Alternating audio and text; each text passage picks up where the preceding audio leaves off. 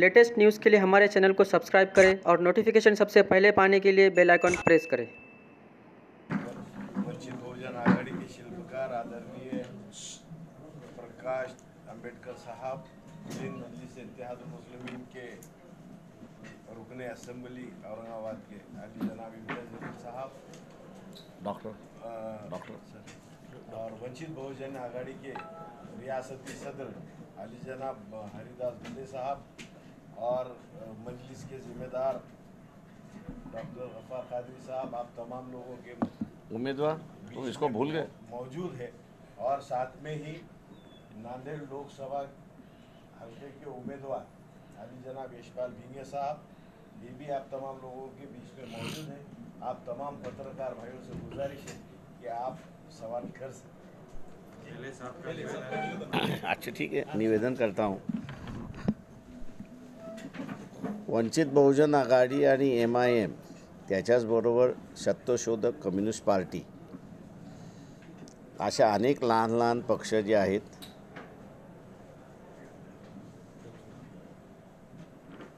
यांची आम्ही एक आघाडी केलेली आहे आणि या आघाडीच्या वतीने लोकसभेच्या निवडणुका लढवल्या जातील। उमेदवारी देताना आमचा असणारा क्रायटेरिया आहे की तो वंचित समूहातला असला पाहिजे।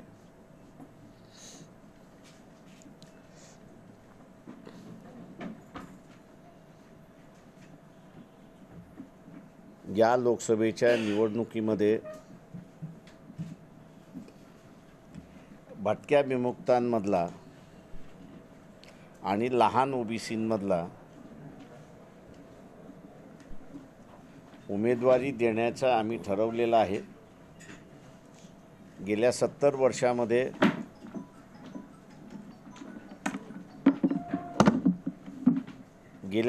वर्षामध्ये भटक्या विमुक्तांमधला आणि लहान ओबीसींमधला उमेदवारी देण्यात आलेली नाही अशी परिस्थिती आहे।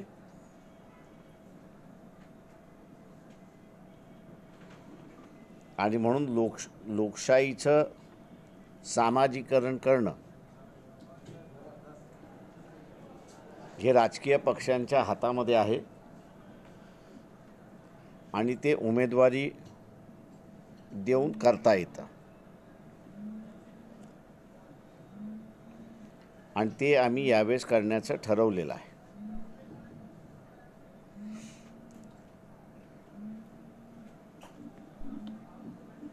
दुसरं जे आहे भारतीय जनता पक्षाचं राजकारण हे मुस्लिम विरोधी आहे।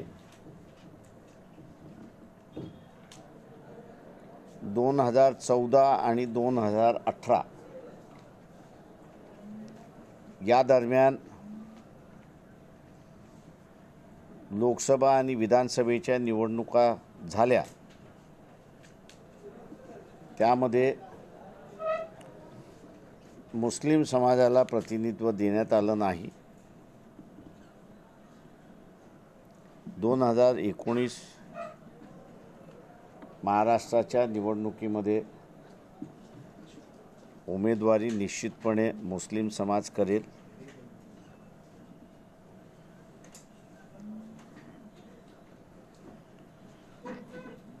हे जे एक्सक्लुझिव्हचं राजकारण म्हणजे वगळण्याचं राजकारण जे भारतीय जनता पक्षाचं आहे त्याला पूर्णपणे छेद देण्यात येईल।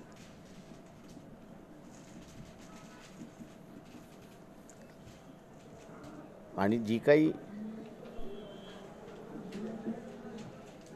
जागा आम्ही लढवू त्या सगळ्या जिंकू असं मी समजतो।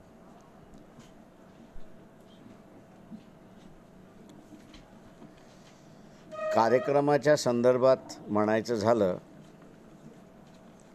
तर बेरोजगारी मोठ्या प्रमाणात आहे।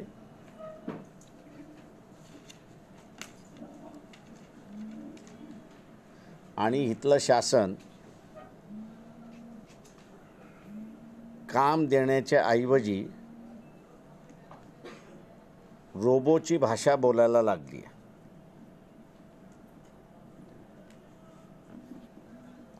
ज्या देशामध्ये काम करणाऱ्या व्यक्तींची संख्याच कमी, म्हणजे जिथं लेबर शॉर्टेज आहे तिथे रोबोची भाषा करणं हे योग्य असं मी त्या ठिकाणी मानतो. पण ज्या देशामध्ये बेरोजगारी आहे त्या देशामध्ये रोबोची चर्चा करणं म्हणजे बेरोजगारांची चेष्टा करणं असं मी त्या ठिकाणी मानतो.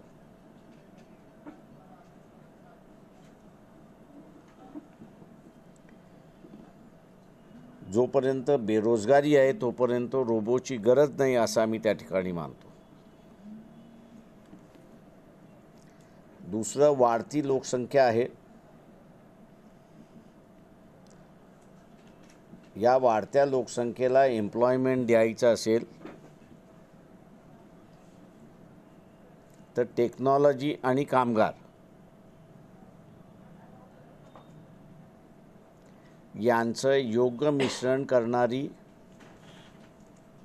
पॉलिसी ही असली पाहिजे. आधुनिकीकरण हे वाढत जातं, टेक्नॉलॉजी विकसित केल्या जाते, पण टेक्नॉलॉजी जर डिस्प्लेसमेंट करणारी असेल तर तिची अजिबात गरज नाही.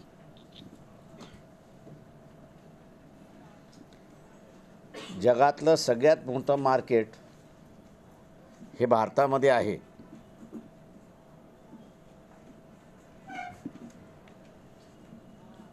भारताचं असणारं इम्पोर्ट हे फार असणारं कमी आहे, एक्सपोर्टही फार मोठ्या प्रमाणात कमी आहे. त्याच्यामुळे जी काही चर्चा चाललेली असते की बाहेरच्या देशामध्ये आपल्याला विकता येईल की न विकता येईल, याच्यापेक्षा भारतामधलं मार्केट मोठं आहे त्याचाच विचार केला तर अधिक चांगले असं मी त्या ठिकाणी मानतो आहे. आणि म्हणून जी टेक्नॉलॉजी अधिक एम्प्लॉयमेंट देऊ शकते ती टेक्नॉलॉजीचा आम्ही पुरस्कार करणार.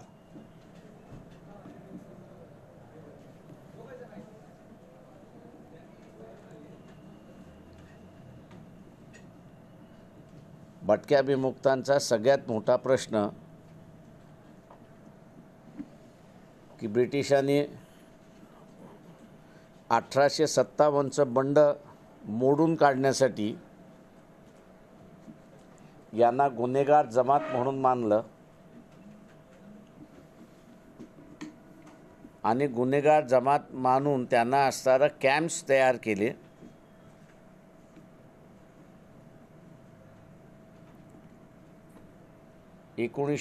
साली आपल्याला स्वातंत्र्य मिळालं, पण भटक्या विमुक्तांना 1952 साली स्वातंत्र्य मिळालं. 100 वर्ष ही माणसं कॅम्पमध्ये राहिली देशभरामध्ये. त्याच्यामुळे गाव नाही, जमीन नाही, अशा अवस्थेमध्ये त्यांचं जे पुनर्वसन 52 साली झालं पाहिजे ते झालं नाही. आजही 70 वर्ष स्वातंत्र्य होऊन यांचं पुनर्वसन झालं नाही आणि म्हणून अनेक जणांचे संसार नांदेड असेल, मराठवाडा असेल, पश्चिम महाराष्ट्र असेल, गाढवा आणि घोड्यावरती आपण असणारं पाहतोय. या भटक्या विमुक्तांना गाव आणि त्यांची वसाहत निर्माण करणं, उपजीविकेची साधनं त्यांना असणारं देणं, हा आमचा पहिला कार्यक्रम त्या ठिकाणी राहणार. दुसरा जो आहे OBC, schedule caste, schedule tribe, मुस्लिम हा जो विद्यार्थी आहे याला स्कॉलरशिप देणं, SC STची स्कॉलरशिप डबल करणं आणि ती स्कॉलरशिप मग इथल्या ओबीसी यांना देणं, हा एक महत्त्वाचा कार्यक्रम त्या ठिकाणी आमचा राहणार आहे. शेतकऱ्यांची आत्महत्या, शेतकऱ्यांचं सरकार आल्यानंतर सुद्धा थांबलेलं नाही. आणि याचं सगळ्यात मोठं कारण की MSP जी प्राईस आहे ती लागू केली जात नाही. आमचा आरोप आहे की बाजार समिती आणि व्यापारी हे दोघंही एकच आहेत आणि शेतकऱ्यांना लुटण्याचं धोरण त्या ठिकाणी ठरवतात. तेव्हा प्रत्येक बाजार समितीमध्ये गोडाऊन असलं पाहिजे, कोल्ड स्टोरेज असला पाहिजे आणि बाजार समितीने MSP प्राईस दिलेला जो आहे त्याच्यामध्ये त्यांनी विकत घ्यायला सुरुवात केली पाहिजे. भाव पडल्यानंतर त्यांनी ते केलं नाही तर मार्केटिंग कमिटीचा चेअरमन आणि त्याचे सगळे डायरेक्टर हे फौजदारी गुन्ह्याखाली आम्ही घेणार आहोत. का MSP प्राईसमध्ये न विकत घेणं हा गुन्हा आहे. मार्केटिंग कमिटीना सेस गोळा करण्याचा अधिकार आहे. प्रत्येक मार्केटिंग कमिटीकडे आज 200-250 कोटी रुपये पडून आहेत. ते त्यांनी MSP प्राईसमध्ये विकत घेण्यासाठी त्यांनी असणारा वापरला पाहिजे. तो अधिकार त्यांनी वापरला नाही तर त्याला गुन्हेगार म्हणून आम्ही ठरवण्याची व्यवस्था त्या ठिकाणी करू अशी असणारी परिस्थिती आहे. राहिला इथला असणारा काँग्रेसचा प्रश्न, NCPचा प्रश्न,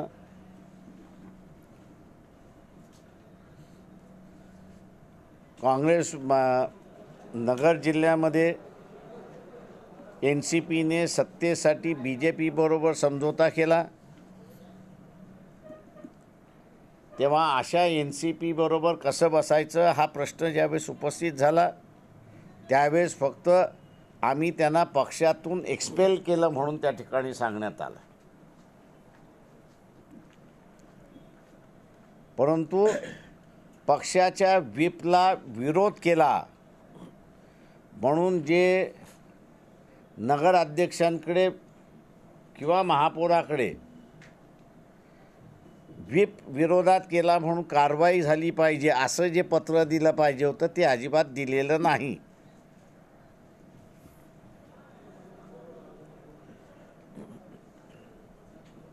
कालच उदगीरमध्ये काँग्रेस पक्षाने सुद्धा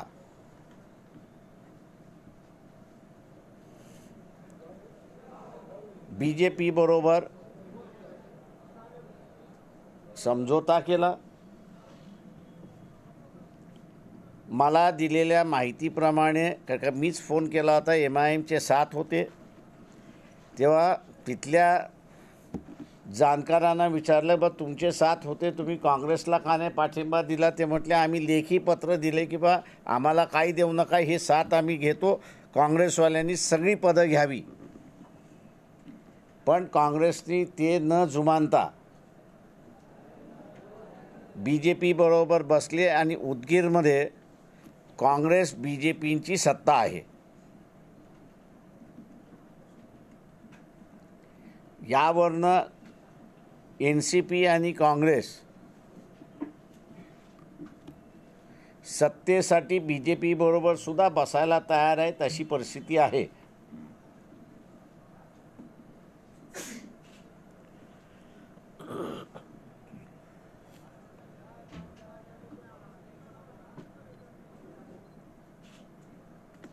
तेव्हा काँग्रेसवाले आम्हाला असणारं जे विचारतात बा तुम्ही MIM बरोबर का बसलात, तर आम्ही काँग्रेसवाल्यांना विचारतो की तुम्ही BJP बरोबर का बसलात याचा खुलासा करा.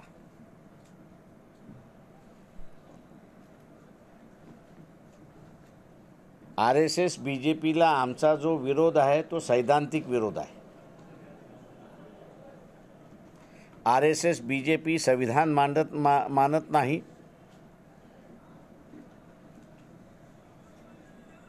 धर्माचं व्यक्ती स्वातंत्र्य त्या ठिकाणी मानत नाही. लोकशाही मानत नाही.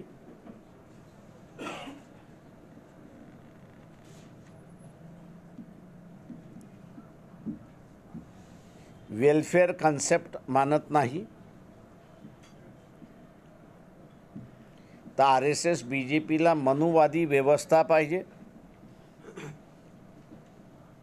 आणि जे कोणी मनुवादी व्यवस्थेला स्वीकारत नाही त्यांचा सफाया केला पाहिजे,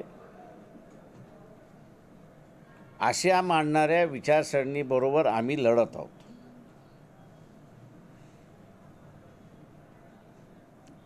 काँग्रेसबरोबरचा असणारा जो दुसरा मतभेद आहे तो सगळ्यात महत्त्वाचा आहे. सीट शेअरिंग हा वेगळा राहिला. देश एक आहेत पण दोन वेगवेगळे ॲडमिनिस्ट्रेशन आहेत. एक ॲडमिनिस्ट्रेशन राष्ट्रपतीच्या नावाने चालतं आणि दुसरं ॲडमिनिस्ट्रेशन हे मोहन भागवतच्या नावाने चालतं. तेव्हा काँग्रेसवाल्यांना आम्ही असताना विचारलं, ह्या दोन ॲडमिनिस्ट्रेशनचं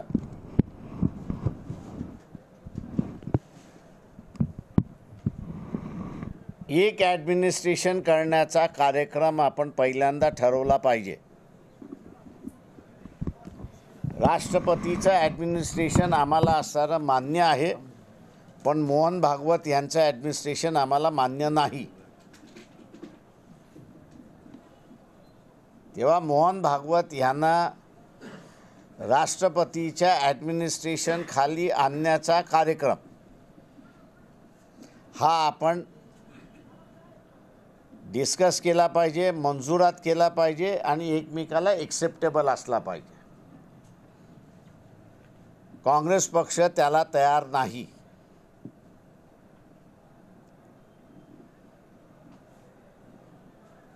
RSSचं ॲडमिनिस्ट्रेशन संपवून या देशावरती प्रेसिडेंटचं ॲडमिनिस्ट्रेशन राहिलं पाहिजे, लागू झालं पाहिजे.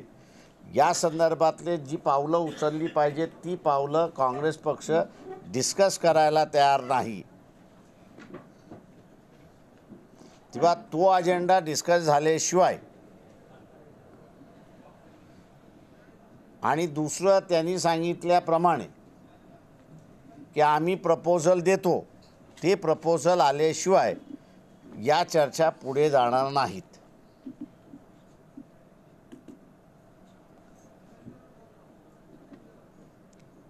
असणारी पक्ष आमच्या आघाडीचा कार्यक्रम आणि राजकीय वस्तुस्थिती या दोन्ही मी आपल्यासमोर मांडलेल्या आहेत. आपण आता विचारावं. अजिबात आलं नाही. नाही, आम्ही अशोकरावांनी मला कॉफी पाजली ना, मी कुठे नाही म्हणतोय. हां, 8 नाही 16 कॉफी प्यालो होता मी दोघंही. मी मोजून ठेवलेल्या आहेत त्या. कॉफी पाजली आणि शिवसेनेला तिळगुळ दिले असं आहे म्हणून तर मी म्हणालो इससे पहले की प्रेस कॉन्फ्रेंस में आपने बोले थे कि मैं MIM को आधा सेकुलर मानता हूँ, असद साहब को सेकुलर मानता हूँ और अकबर अब मैंने MIM के बारे में चल रहा है कि आप क्या पूरी सेकुलर हो गई सर MIM? मैंने कभी ऐसा विधान किया नहीं है. आप मुझे बता दो कि वो मैंने अकबर के बारे में कहा था, मैं MIM के बारे में नहीं कहा था. सवाल MIM का नहीं था. मैं आज भी जानता हूँ मेरा बयान जो है मैं कभी गलत नहीं कहता हूँ ना उसका कहता हूँ. मैंने यही कहा था कि अकबर के बयान से ये होता है कि वो आधा सेक्युलर हो गया, आधा सेक्युलर नहीं होता.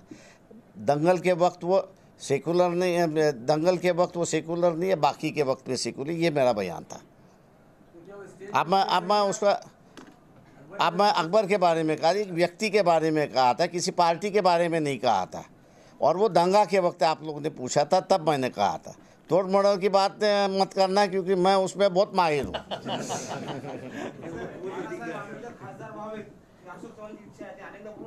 हाँ, माझा एकच सवाल आहे की 2004 पासून ते माझ्या विरोधात उमेदवार काँग्रेस का उभं करते याचं त्यांनी सांगावं. 2004 असेल, 2019 99 असेल, 2004 असेल, 2009 असेल आणि 2014 असेल. आम्ही काँग्रेसला म्हणत होतो युती करा, तर आमच्याबरोबर काँग्रेस युती करत नव्हती, उमेदवार उभं करत होती. अकोले की सीट आपके लिए रिजर्व रखी सर, ऐसा उन्होंने बताया। रिजर्व रखने के लिए उन्होंने ऐसा प्रपोजल किया है। आपके लिए अकोले की सीट रिजर्व रखी बोल के ऐसा कल बताया। वहाँ कैंडिडेट मैं इस बार जो है यूपी लड़ने वाला हूँ।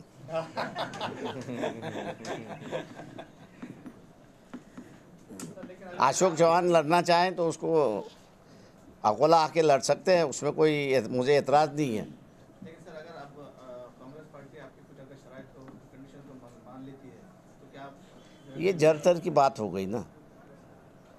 प्रपोजल तो आने दो, प्रपोजल आने के बाद चर्चा होगी, उसके पहले तो नाही होगी। काँग्रेस मीडियाला खोटं बोलतोय का मग तुमच्या आघाडीच्या बाबतीत? बाळासाहेबांसोबत आघाडीसाठी आमची सकारात्मक चर्चा आहे.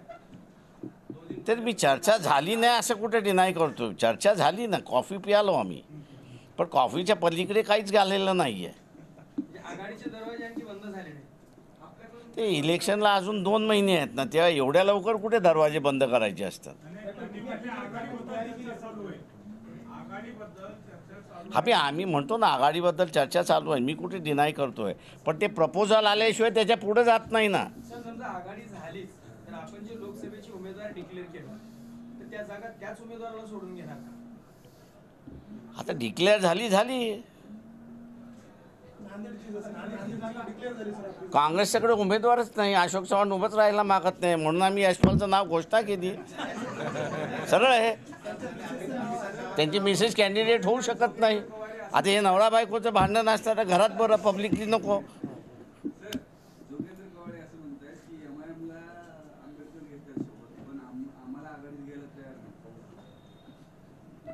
एकतर्फी प्रेम होत नाही ना, 2 तर्फी होतं ना.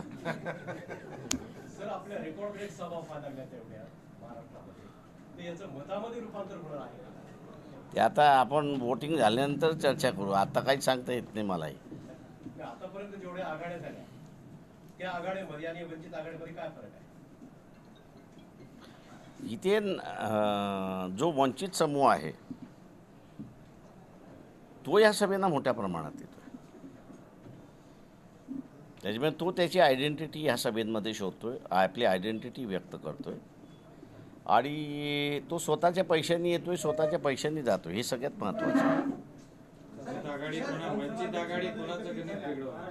वंचित आघाडी कोणाचं गणित बिघडवणार? असे धनगर आल्यामुळे BJPचं बिघडलं, मुस्लिम आमच्याबरोबर जोडल्यामुळे काँग्रेसचं बिघडलं. आता तुम्ही ठरवा कोणाचं मी बिघडवणार आहोत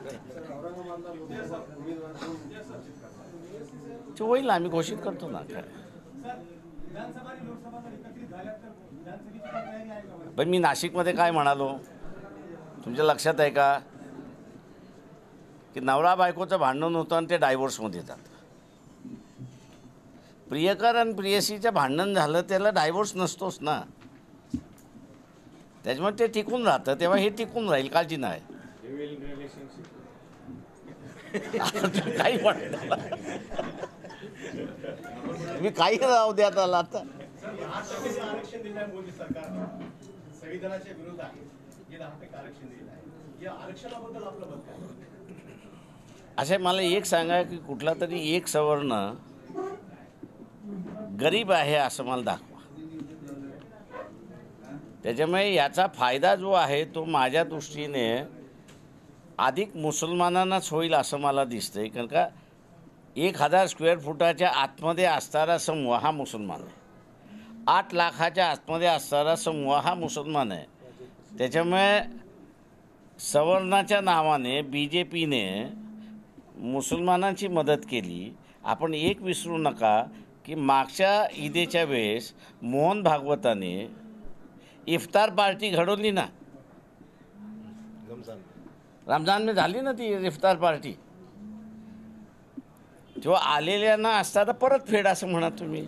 लहान पोराची जसं बर्थडे गिफ्ट असतं तसं बर्थडे गिफ्ट. सवर्णामध्ये गरीब नाही आहे असं कसं? ब्राह्मणामध्ये आहे, मराठा सुद्धा आता एवढा प्रस्थापित सगळे राजकारणी जे आहे.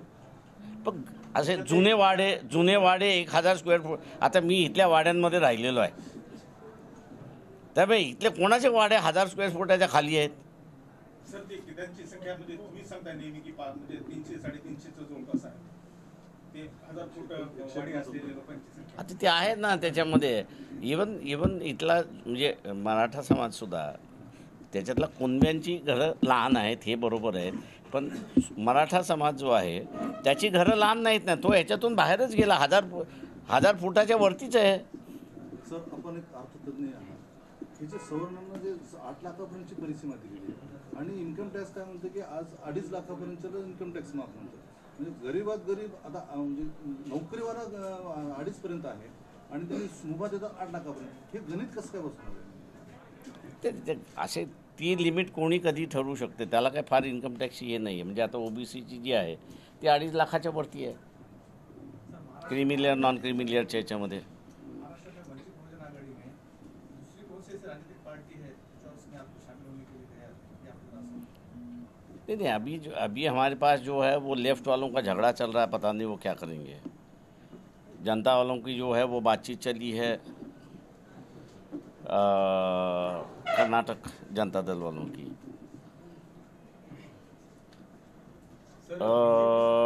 बिहार जनता दल वालों की बात जो है वो कह रहे कि हम कांग्रेस के साथ होने की वजह से वहाँ हम लोग आ नहीं सकते यहाँ पर. तो कई पार्टियां हैं कि जिनकी मेरे ख्याल से पॉलिसी अभी डिसाइड होनी है, उसके बाद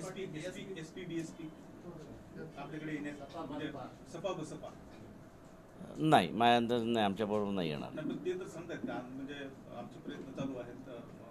नाही, आम्हाला कोणी अप्रोच झालेलं नाही आहे.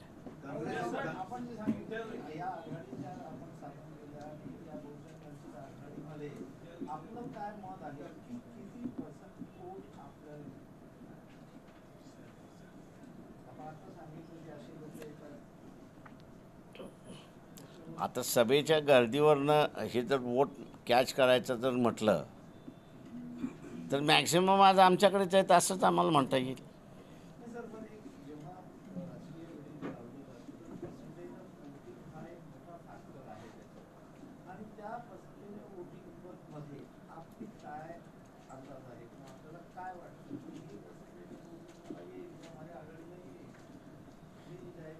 आता मी जिथे भटक्यांमध्ये बसलो तर ते सरळ म्हणतात की ह्या पहिल्यांदाच आम्हाला असणारा रिप्रेझेंटेशनची भाषा किंवा आम्हाला असणारी रेकग्नाईज करणारी भाषा, त्याच्याचबरोबर मग इथला असताना मी लहान ओबीसी बरोबर बसतो तर मेजॉरिटी त्याच्यामधला म्हणजे दोन प्रवाह आहेत हे मी मान्य करतो. एक असताना म्हणतो की बा आपण वंचित म्हणून जर स्वतःची आयडेंटिटी उभी केली तर धर्माचं काय होणार, ही आयडेंटिटी आहे. तो ही आयडेंटिटी आहे.